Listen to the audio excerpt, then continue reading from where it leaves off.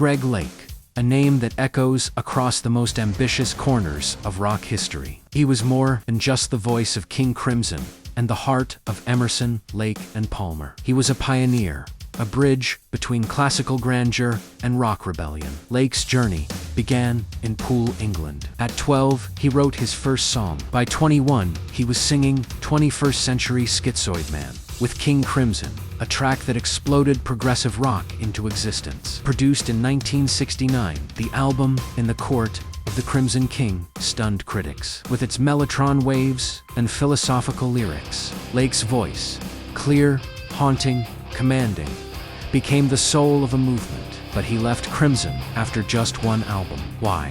Creative clashes. Lake wanted melody. Robert Fripp wanted more experimental abstraction. That tension birthed innovation, but not longevity. So Lake joined keyboard virtuoso Keith Emerson and percussion god Carl Palmer. Together, they formed ELP, a supergroup with the audacity to blend Mussorgsky and Moog synthesizers. Lake didn't just sing.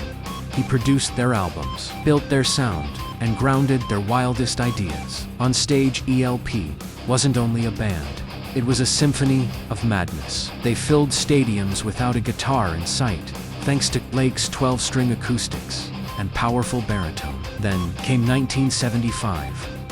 While punk was on the rise and prog rock was starting to fade, Greg Lake released something unexpected. I Believe in Father Christmas. No jingle bells, no Santa hats. Instead, a melancholic reflection and lost innocence, layered with Prokofiev, samples, and poetic truth. It reached number 2 in the UK and became a holiday staple.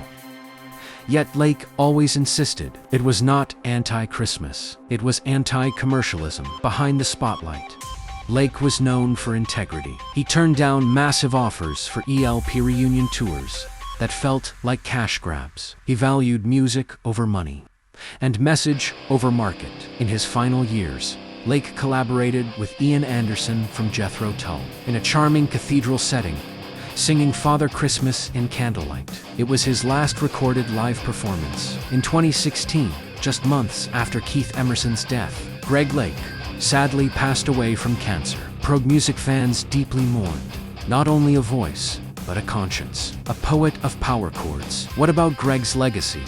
A catalog that dared to ask, what if music had no boundaries? Greg Lake didn't just ask that question, he answered it.